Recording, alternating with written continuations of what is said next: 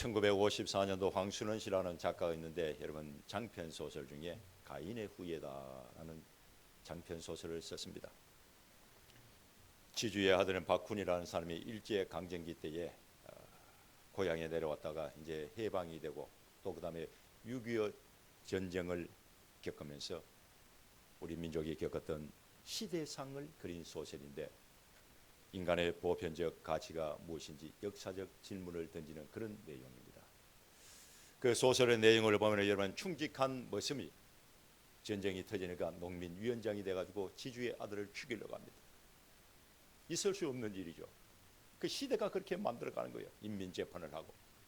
그리고 이웃집에 살고 있던 사람들은 막 물건을 훔쳐가고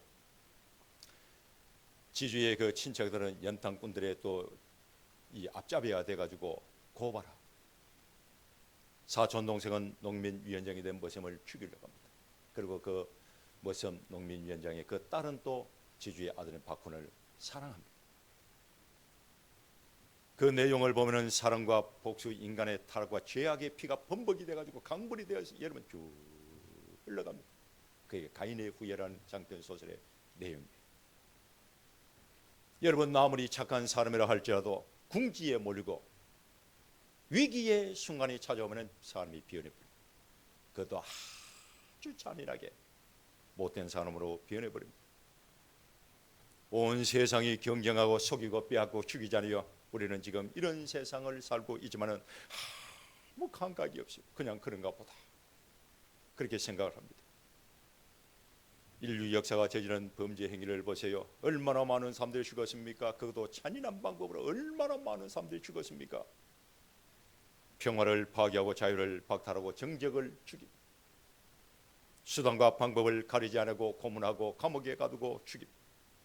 묻지마 폭행을 하잖아요. 사람이 지나가는데 뭐 이유도 없이 그냥 지나가는 사람들 폭행을 하고 괴롭힙니다. 그런데 중요한 것은 아무렇지도 않게 생각합니다. 왜 그런지 아세요? 가인의 피가 흐르고 있기 때문에 그렇습니다. 가인의 피. 창세기 4장을 보면 에덴 동산에서 쫓겨난 아담 하와가 아들을 낳았는데 가인과 아벨을 낳았습니다. 가인은 형이고 아벨은 동생입니다. 가인은 성장해서 농사를 지었고 아벨은 양을 치며 살았는데 아담 하와가 나름대로 자식들에게 여러분 신앙교육을 시켰습니다. 하나님에 대해서 이야기를 합니다. 에덴 동산에 대해서 이야기를 합니다. 그리고 선악과에 대한 이야기를 하고 에덴 동산에서 왜 쫓겨났는지, 왜 우리가 이렇게 고생을 하고 있는지 그런 이야기를 여러분 쭉 합니다. 그리고 하나님 잘 섬겨라, 하나님 잘 섬겨라. 우리가 언젠가는 에덴 동산으로 돌아가야 되지 않겠느냐라고 말하면서 신앙교육을 했습니다. 성경을 읽어보면 아담과 하와가 가인과 아벨에 대하여 성경교육을 했다는 내용은 없습니다. 그러나 세월이 흘러가지고 나중에 성인이 되었을 때 가인은 땅의 소산물을 가지고 하나님께 제물을 드리고 아벨은 양의 첫 새끼를 하나님께 제물로 드린 것으로 보아 아담과 하와는 자식들에게 신앙교육을 시켰다라고 볼 수가 있죠. 하나님을 잘 섬기라 그래야 복을 받고 언젠가 우리가 에덴 동산으로 돌아가야 되지 않겠느냐라고 말하면서 신앙교육을 시켰다라고 우리가 볼 수가 있습니다. 그런데 똑같이 신앙교육을 받고 자랐지만은 생각이 달랐고 믿음이 달랐고 말이 달랐고 행동이 달랐습니다. 하나님이 아벨이 드린 제물은 받고 가인이 드린 제물을 받지 않았습니다. 가인이 이 사실을 알고 화가 난 거죠. 분노합니다. 창세기 4장 5절 말씀을 읽어보면 가인이 몹시 분하여 안색이 변하였다라고 기록이 됐는데 가인이 너무너무 화가 나서 자기 통제가 되지 않았다는 뜻입니다. 하나님이 이 사실을 알고 가인에게 말합니다. 너 왜 화를 내고 있느냐? 너 얼굴이 왜 그렇게 붉었냐? 왜 그렇게 화가 나 있느냐? 네가 선을 행했으면 왜 얼굴을 들지 못하겠느냐? 죄가 문 밖에 있으니까 너는 그 죄를 다스려라 라고 그렇게 말씀합니다. 그러면은 가인은 내가 잘못했구나. 하나님 앞에 무릎을 꿇고 두 손 들고 회개를 하고 돌이켜야 되는데 더 화를 냅니다. 왜 화를 냅니까? 자기 마음속에 있는 분노까지 하나님께 들켰거든요. 그러니까 머리에서부터 발끝까지 더 화가 나가지고 화가 나니까 통제불능 상태가 여러분 되었습니다. 얼마나 화가 났는지 자기 동생 아벨이 들에 있을 때에 쳐 죽였습니다. 엄청난 사건이 여러분 일어났습니다. 일어나서는 안 될 그런 사건이 여러분 일어난 거죠. 여러분, 형이 동생을 죽였습니다. 아담과 하와가 이 사실을 알고 얼마나 충격을 받았겠습니까? 사랑하는 성도들은 신앙에 실패하면 이렇게 됩니다. 선질로 생각할 때 조심할까, 넘어질까 조심하고 늘 영적으로 우리는 깨어 있어야 될 줄 믿습니다. 선한 데 지혜롭고 악한 데 밀어내야 됩니다. 하와가 뱀의 유혹을 이기지 못하고 선악과를 따먹고 아담에게 주고 결국 에덴 동산에서 여러분 쫓겨났는데, 가인도 죄악을 이기지 못해서 동생 아벨을 죽이고 말았습니다. 여러분, 이 사건으로 인해서 아담과 하와는 하나님과 더 멀어졌고 가인도 에덴 동산과 더 멀어졌습니다. 하나님을 잘 섬기는 믿음으로 에덴 동산으로 다시 돌아가야 되는데 하나님의 마음을 아프게 해서리 하나님과 점점 더 멀어졌고 에덴 동산과 점점 더 멀어졌습니다. 하나님과 멀어지고 에덴 동산과 멀어지니까 그들의 삶은 고달프고 마음은 완악하고 세월이 흘러가면 흘러갈수록 그들의 자손들도 더욱더 악해졌습니다. 오늘 이 시대 이 세상에 여러분 이렇게 부패하고 타락하고 악해진 것도 그 뿌리가 어디 있느냐? 가인에게 있습니다. 가인의 피가 지금도 흘러가고 있기 때문에 온 세상이 타락하고 악하게 되어 있습니다. 오늘 본문 말씀을 읽어보는 가인과 그의 자손들은 큰 죄악을 지었는데 첫째는 자기 성을 쌓았습니다. 16절 말씀을 읽어보면 가인이 여호와 앞을 떠나서 에덴 동쪽 노 땅으로 가서 거주하였다라고 하는데 가인은 하나님을 떠나면 안 돼요. 동생 아벨을 죽였지만 철저히 회개를 하고 하나님께 돌아와야 되는데 하나님을 떠나면 안 됩니다. 여러분, 하나님을 떠나는 순간 인본주의가 됩니다. 인본주의가 되면 어떻게 되느냐? 생각도 마음도 삶도 타락하게 되어 있습니다. 누가복음 15장을 보면 돌아온 탕자 이야기 나오잖아요. 고향을 떠날 때는 돈을 챙겨가지고 고향을 떠날 때는 자신만만했습니다. 그런데 얼마 안 되어 재산 다 잃어버리고 거지가 돼가지고 굶어 죽을 갈 때에 그때서야 탄식을 하잖아요. 우리 아버지 집에는 양식이 풍족하여 머슴들도 배가 부르게 먹고 하는데 나는 여기서 굶어 죽는 되었구나. 그 탄식을 하는 거예요. 사랑하는 성도들은 하나님을 떠나는 순간 고통이 기다리고 있습니다. 하나님을 떠나는 순간 여러분 실패가 기다리고 있습니다. 하나님을 가까이 하시기를 주임을 축원합니다. 얼마 전에 송대관 씨가 세상을 여러분 떠났잖아요. 여러분, 이 사람은 참 무명 생활하면서 고생 많이 했습니다. 그런데 1976년 쨍하고 해 뜰 날에 노래를 불렀는데 진짜 노래 그대로 쨍하고 해 뜰. 무명 시절에는 한번 밤업소에 나가면 5만 원 출연료 받고 나갔는데 쨍하고 해 뜰 날 돼가지고 인기가 올라가니까 한 번 출연할 때마다 3천만 원씩 받았다는 거예요. 얼마나 좋았는지 돈에 포복이 져가지고 자기 어머니하고 좋아가지고 방바닥에 돈을 깔아놓고 잠을 잤습니다. 인기도 많이 누렸습니다. 돈도 많이 벌었습니다. 그런데 어느 순간 어느 날 갑자기 그 돈이 흔적도 없이 다 사라졌습니다. 빚을 갚으려고 밤무대로 여러분 5군데가 나가는 거예요. 하룻밤에 몸이 부서지도록 일을 하고 목이 쉬도록 노래를 부르지만 돈을 이기지 못했습니다. 빚을 이기지 못했습니다. 세월이 흘러서 하나님을 찾고 교회 가고 집사가 됐습니다. 에덴 교회 집사가 됐습니다. TV에 나와가지고 간증을 하는데 이런 얘기를 합니다.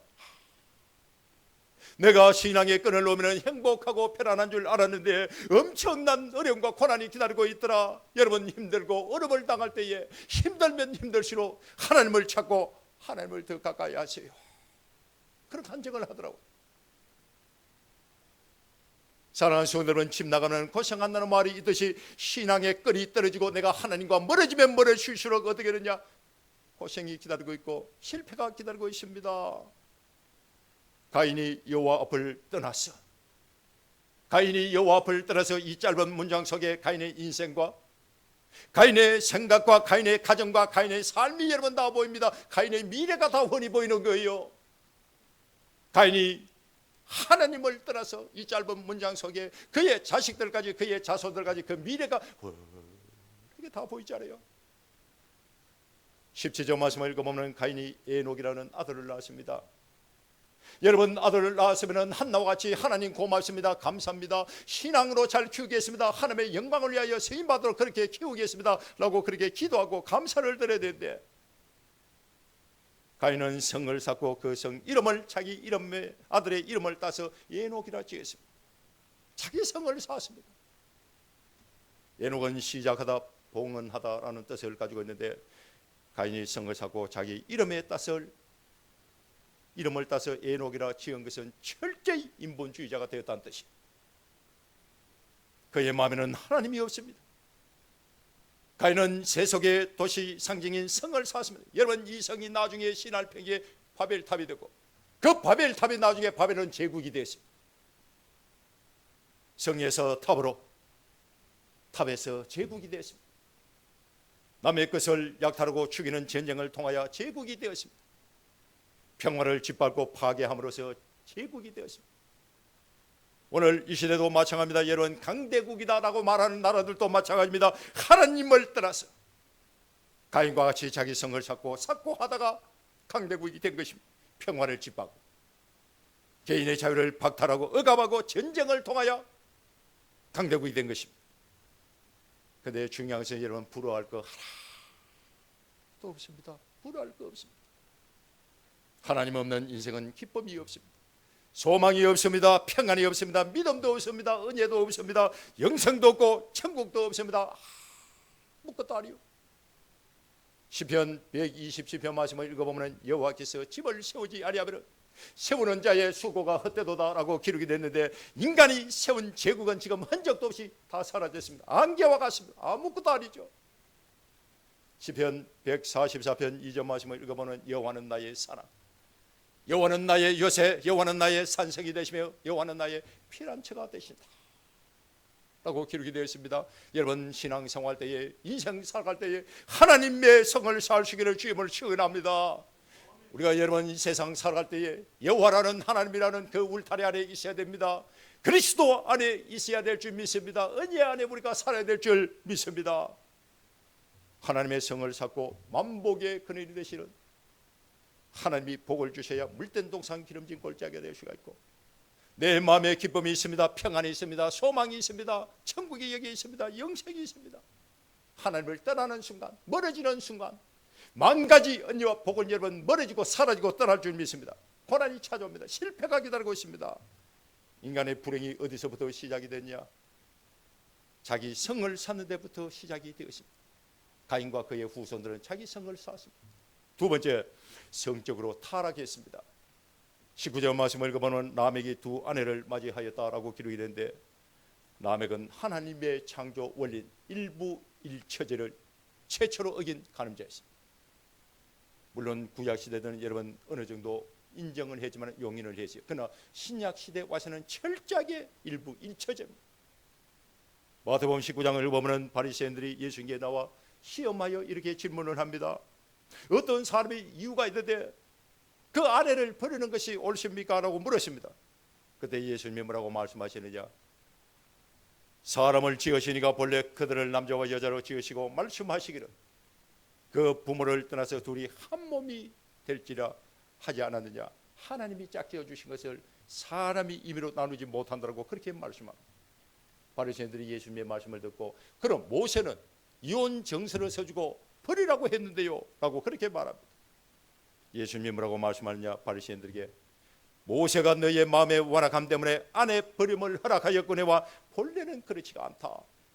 너희들 마음이 너무 완악하기 때문에 이혼 정서를 써주고 그렇게 헤어지라고 했지 본래는 그렇지가 않다. 하나님의 뜻은 그렇지가 않다 라고 그렇게 말했습니다. 여러분, 하나님이 정하신 결혼 제도가 무너지는 순간 성격으로 타락합니다.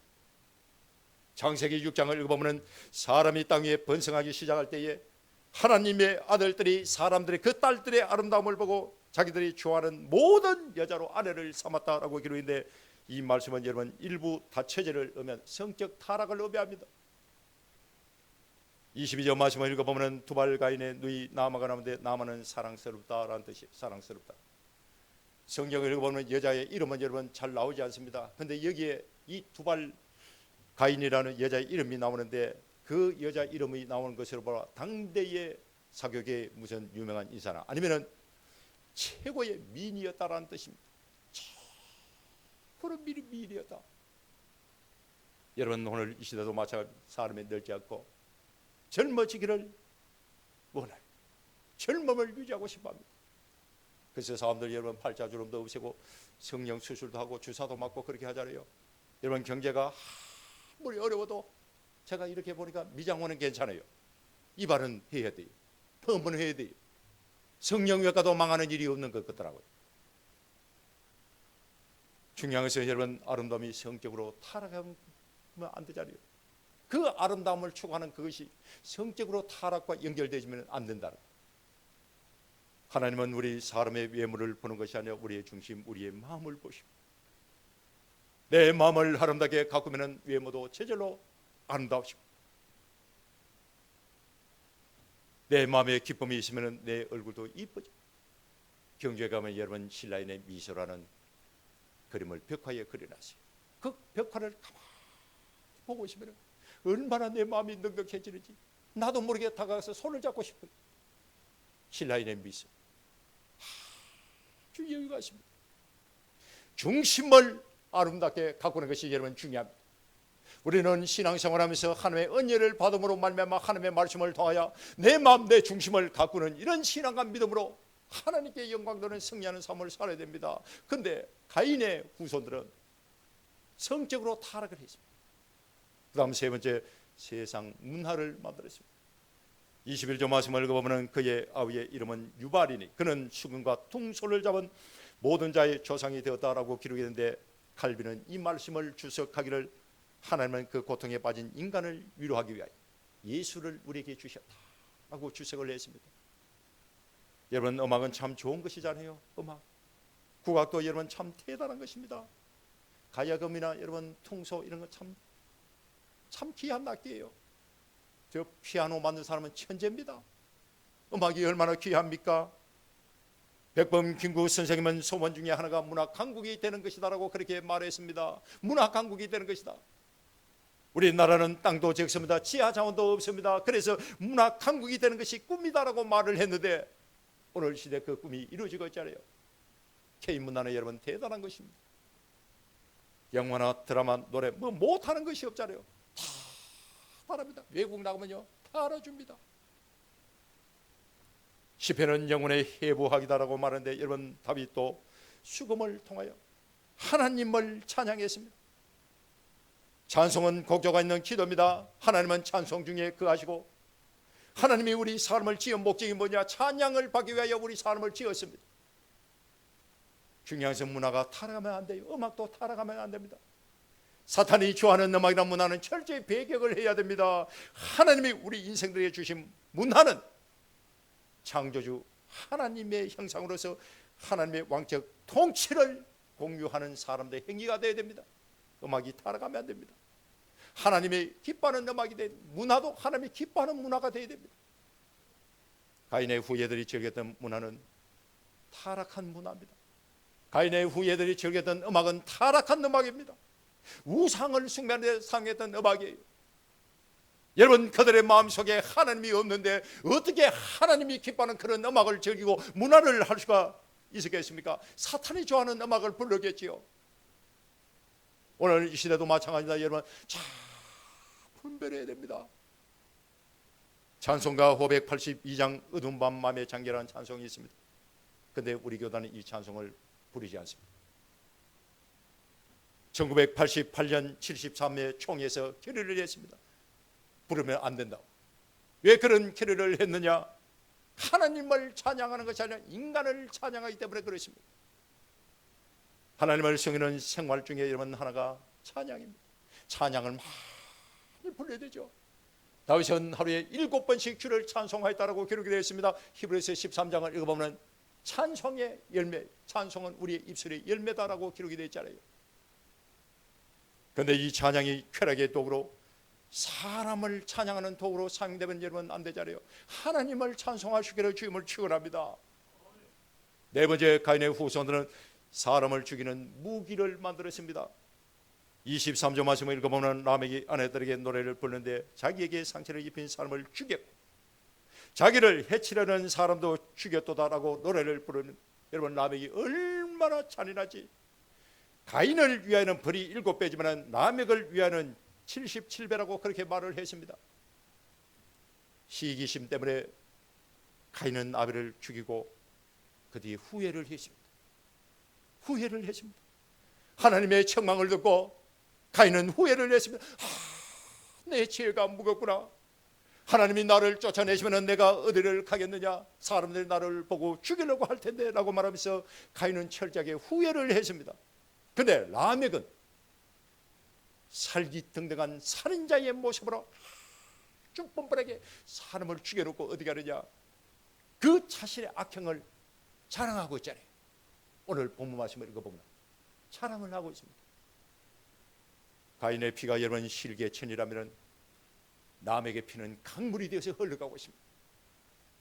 중요한 것은 라멕이 사람을 죽일 때에 사용했던 그 도구가 새로 만든 그 칼인데 그 칼을 누가 만들었냐? 가인의 아들이 만들었습니다. 아들이. 22절 말씀을 읽어보면 신라는 두발 가인을 낳으니 그는 구리와 쇠로 여러 가지 기구를 만드는 자였다라고 기록되는데 라멕은 자기 아들이 만든 칼을 가지고 사람을 죽이고 노래를 불렀습니다. 더 놀라운 사실은 라멕은 철저히 가인의 후예가 되고 싶었습니다. 자기 동생을 여러 번 돌로 쳐 죽인 그 가인을 닮아가고 싶은 거예요. 22절 말씀을 읽어보면 아들의 이름을 두발 가인으로 지었는데 여러분 두발은 대장장이라는 뜻입니다. 그냥 두발 대장장이 이렇게 부르면 되는데 그 두발 대장장이 이름 뒤에 뭘 붙입니까? 가인이라는 이름을 붙였습니다. 가인. 이 말은 자기 동생 아벨을 죽인 가인의 후예다라는 뜻입니다. 살인자의 후예다라는 뜻이 그 자기 동생을 죽인 가인을 자랑스럽게 여기고 자기 아들을 이름 뒤에 가인이라는 이름을 붙였죠. 얼마나 악한지요. 여러분 철과 불에는 인류 문명을 발전시키는데 역할을 했습니다. 그러나 사람을 죽이는 전쟁의 도구로 또 사용을 했습니다. 지금도 엄청난 살상 무기를 만드는 재료로 사용합니다. 철과 구리를 상상한 초월하는 그런 무기를 만들어서 지금도 사람을 죽이자 해요. 그 뿌리가 어딨냐? 라멕에게 있습니다. 라멕에게. 가인과 가인의 자식들은 인간 중심의 성을 쌓고 성적으로 타락했고 신성한 결혼 제도를 파괴했고 거기다가 폭력과 살인을 저질렀습니다. 창세기 4장에 나오는 피가 강물이 되어서 여러분 지금도 흘러가고 있습니다. 가인의 죄악이 산을 넘고 물을 건 온 세상을 여러분 덮었습니다. 그래서 이 세상이 그렇게 타락하고 부패하고 악한 거예요. 여러분 아담이 가인의 삶을 바라보면서 어떻게 생각을 했을까요? 가인의 부모가 되는 아담과 하와가 자기 자식을 바라보면서 어떤 생각을 했을까요? 착하고 믿음이 좋은 아벨을 죽고 난 뒤에 아담과 하와가 어떤 생각을 여러분 했을까요? 어떤 생각을 했을까요? 모든 것이 다 내 잘못이구나. 내가 선악과를 따먹지 않았다면 이런 일이 일어나지 않았을 텐데 라고 후회를 했겠지요. 내가 뱀의 유혹에 넘어가지 않았다면 에덴 동산에서 쫓겨나지 않았을 것이고 에덴 동산에서 쫓겨나지 않았다면 해산의 고통도 없고 내 자식이 자기 동생을 죽이는 그런 비참한 사건도 일어나지 않았을 텐데 라고 생각을 했겠지요. 사랑하는 성도 여러분, 하나님을 떠난 인생, 하나님과 멀어지는 인생은 탄식과 눈물과 후회를 하게 되는데 그건 참으로 비참한 것입니다. 하나님을 떠난 인생의 아픔은 참으로 괴로운 것입니다. 눈물을 흘린다고 해서 처음으로 돌아갈 수 있는 것이 아닙니다. 후회를 한다고 해서 처음으로 다시 되돌아갈 수 있는 것이 여러분 아니에요. 중요한 것은 하나님의 마음도 아팠습니다. 하나님 마음도 마음이 아프고 괴롭고 가슴이 찢어질 정도로 하나님도 아픈 거예요. 가인이 불쌍해서 하나님이 마음이 아픈 것이 아니라 하나님을 사랑하고 하나님을 찾고 하나님을 의지하고 하나님의 도우심을 구하는 사람이 한 사람도 없구나, 이런 사실 때문에 하나님의 마음이 찢어지듯이 너무너무 아팠습니다. 세상에 사람들이 많이 살고 있지만 그 많은 사람들 가운데에 하나님을 찬양하고 하나님의 자녀답게 살아가는 사람이 없다라는 사실에 하나님의 마음도 아팠습니다. 하나님 중심으로 살아야 되겠다는 생각을 하고 있는 사람이 한 사람도 없다는 사실에 하나님의 마음이 얼마나 아팠는지요. 이 세상을 가인과 가인의 후손들에게 맡겨 놓았다는 큰일 나겠구나라는 생각에 하나님도 마음이 너무 고통스럽고 아팠습니다. 그래서 하나님이 아담과 하와를 생각합니다. 25절 말씀을 읽어보면 아담의 나이 130살에 하와가 임신을 하고 아들을 낳았습니다. 하나님 마음이 너무너무 아팠기 때문에 아담과 하와를 생각하고 아담 하와 나이 130살에 하와가 임신을 하고 아들을 낳았는데 얼마나 기쁘고 좋았는지 이름을 셋이나 짓고 뭐라고 말하느냐, 하나님이 내게 가인이 죽인 아벨 대신에 다른 씨를 주셨다. 가인이 죽인 아벨 대신에 하나님 나에게 아들을 주셨다. 이렇게 말합니다. 하나님이 아담과 하와를 생각하시고 하와의 태의 문을 열고 아들을 주셨는데 착하고 믿음이 좋았던 아벨과 같은 아들을 주셨습니다. 그 아들이 셋이요. 셋도 아들을 낳는데 이름을 에노스라 주셨습니다. 26절 말씀을 읽어보면 그때의 사람들이 비로소 여호와의 이름을 불렀다 라고 기록이 되는데, 여호와의 이름을 불렀다는 것은 하나님께 도움을 요청하였다, 하나님을 찬양하였다라는 뜻입니다. 사랑하는 성도 여러분, 가인의 후손들이 역사의 주인공이 된 것처럼 전쟁을 통하여 평화를 파괴하고 남의 것을 약탈하고 쾌락을 즐기고 교만하고 폭력에 물든 세상 문화에 빠져 있었대요. 셋의 후손들은 하나님의 사랑과 은혜를 찬양하고 하나님께 예배를 드리고 거룩한 삶을 살았습니다. 창세기 5장을 읽어보면 아담의 족보가 여러분 쭉 기록이 되어 있는데 에녹이라는 사람이 나옵니다. 에녹은 살아생전에 300년 동안 하나님과 동행하는 삶을 살았습니다. 죽음을 체험하지 않고 하나님 품으로 갔습니다. 머두셀라가 나오는데 머두셀라는 969세를 살았습니다. 셋의 후손, 가인의 후손이 아니라 셋의 후손. 창세기 6장을 보면 온 세상이 부패하고 타락했을 때에 하나님께서 물로 심판을 내립니다. 하나님이 그때 노아에게 은혜를 베푸고 노아의 가족 8명을 생명을 건져주십니다. 노아도 셋의 후손입니다. 사랑하는 성도 여러분, 이 땅 살아갈 때에 가인의 후손으로 살고 싶습니까? 아니면 셋의 후손으로 살고 싶습니까? 우리는 셋의 후손으로 살아야 됩니다. 왜 셋의 후손으로 살아야 되냐? 셋의 후손이 역사의 주인공이기 때문에 그렇습니다. 역사의 주인공. 우리가 생각할 때는 가인이 역사의 주인공이다라고 생각하는데 그렇지가 않습니다. 가인의 후손들이 겉으로 보기는 강해 보이고, 가인의 후손들이 겉으로 보이기에는 아름답게 보이고, 겉으로 보기에 부자로 보일 뿐이에요. 그런데 알고 보면 아무것도 아닙니다. 아무것도 아니에요. 하나님이 한번 썰어버리면 흔적도 없이 다 사라지고 맙니다. 역사의 주인공은 셋의 후손들. 역사의 주인공은 평화를 파괴하는 가인의 후손들이 아닙니다. 평화를 사랑하고 평화를 지키고 평화를 만들어가는 셋의 후손들. 창세기 4장을 보면 하나님을 사랑하고 하나님께 양의 첫 새끼를 드렸던 믿음이 좋은 아담의 둘째 아들 아벨이 형 가인에 의하여 피를 흘리며 죽었습니다. 여러분, 그 피가 지금도 흘러가고 있다는 것을 알아야 됩니다. 수많은 믿음의 사람을 통하여, 믿음의 선진들을 통하여 아벨의 피가 지금도 셋을 통하여 흘러가고 있습니다. 아벨이 흘린 피는 믿음의 피요, 사람의 생명을 살리는 사랑의 피입니다. 사람의 생명을 살리는 보혈입니다. 그 보혈의 강물이 시내 산을 적시고 모리아 산을 적시고 온 세상을 적시고 하다가 갈보리 언덕에서 바다를 이루었습니다. 예수님의 보혈의 피로 말미암아 우리는 구속 죄 사함을 받았고 하나님의 자녀가 되었습니다. 요한복음 3장 16절 말씀을 읽어보면 하나님이 세상을 이처럼 살아갔습니다. 독생자를 주셔서 이는 저를 믿는 자마다 멸망치 않고 영생을 얻게 하려 합니다라고 기록되어 망하는 자는 역사의 주인공이 될 수가 없습니다. 망하는 자는. 지옥에 가는 사람들은 역사의 주인공이 될 수가 없습니다. 죽어도 죽지 않고 영원히 죽지 않는 사람들만이, 믿음의 사람들만이 역사의 주인공.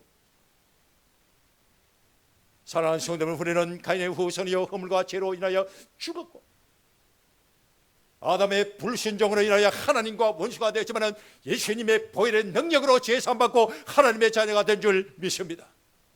하나님이 저와 여러분들을 역사의 주인공으로 삼기 위하여 예수님을 이 땅에 보내주셨습니다.